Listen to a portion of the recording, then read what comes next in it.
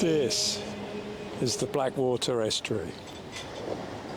We're on the Hydrogen, a coasting barge, 120 years old this year, built of pitch, pine and oak, fully 5,000 red square feet of sail, travelling up and down the coast as part of the fleet of coasting barges, several thousand of them travelling up and down the coast, carrying goods from port to port, until fossil fuels won and took the last of the freight from the boats and the wind onto the roads and vehicles, and that was the end of the coasting barges. Their work life changed. The boat is part of Topsail Charters fleet, carrying visitors to experience the travel and the quiet movement of a barge on water. This tale is called Barge Requiem, the Requiem for sail.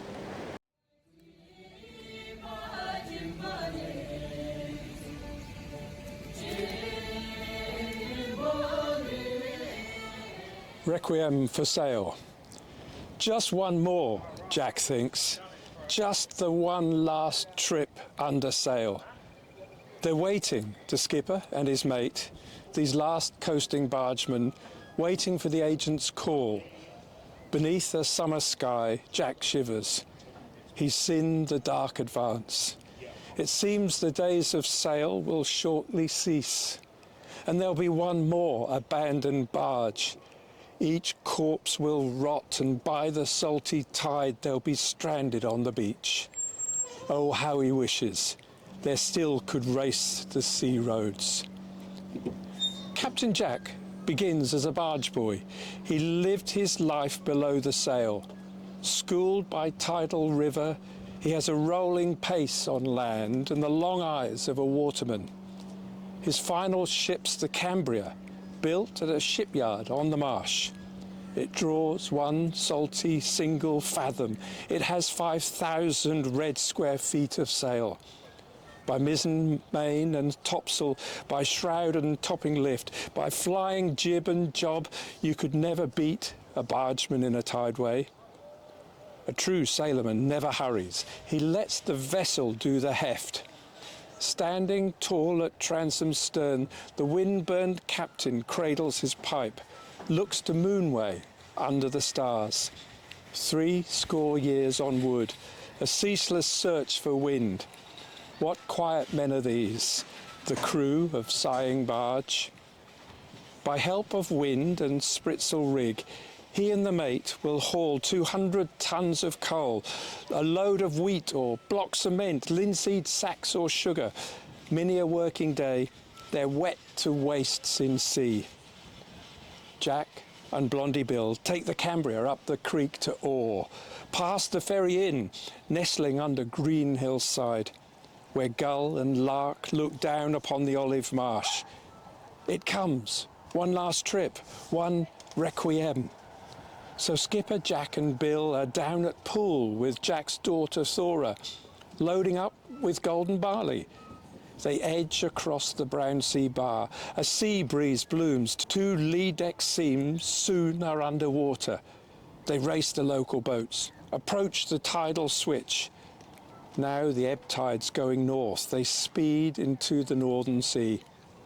Jack has in his mind a map of every swatchway, each gut and course more like steering on a creek. They sail safely across the maplins. There are grey seals. They put ashore on the northern Dengie by the ruined Saxon chapel of St. Ced. At a tarred cottage on the seawall, they call for old friend Walter. He's the last wild fowler, a quiet man without a fear. Jack swaps out a sack of barley, takes aboard 2 brace of duck. All 4 sit in the gloaming. Thora shares her naval cigarettes. The water now is calm, the moon above the sea. Thora takes the wheel at dawn, pauses at the bar of River Orr. It's a feisty reach, so at the flood at Shingle Street, they dash upstream.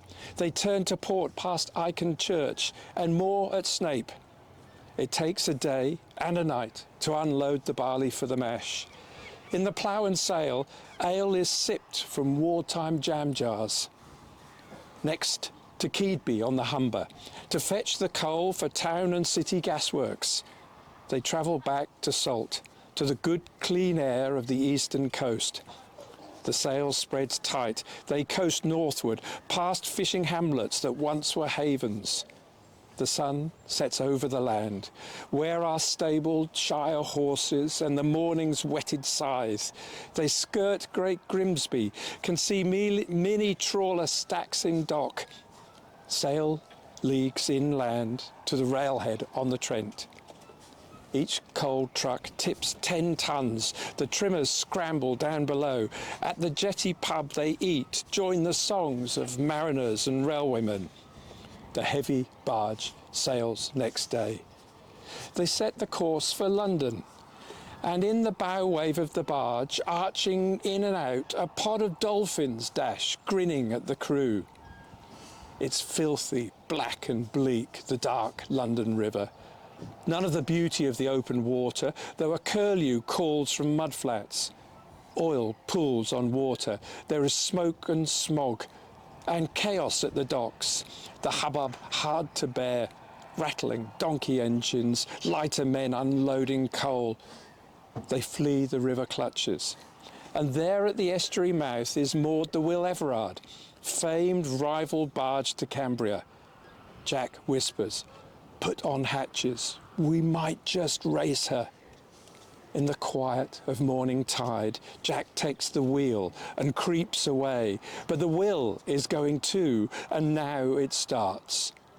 Low sun twinkles on the sea. They tack together. One seizes the wind, the other spoils. From above the circling gulls, see the barges charge at one another. Each skipper's still as rock, playing bluff and double bluff. Neither gives a quarter, glaring straight ahead, taking in the wind, every wrinkle on the water. The Will bears away, pouring under lee by inches. The battle rages, tack for tack. Neither gains advantage. Until a shout of glory from the bow. Bill's jumping up and down and waving arms. She's aground. She's on the Shoebury. She's up afield, stuck on bloody Essex. What a pleasure. What a racing win. This story that'll grow with all the telling in the ports and pubs along the coast.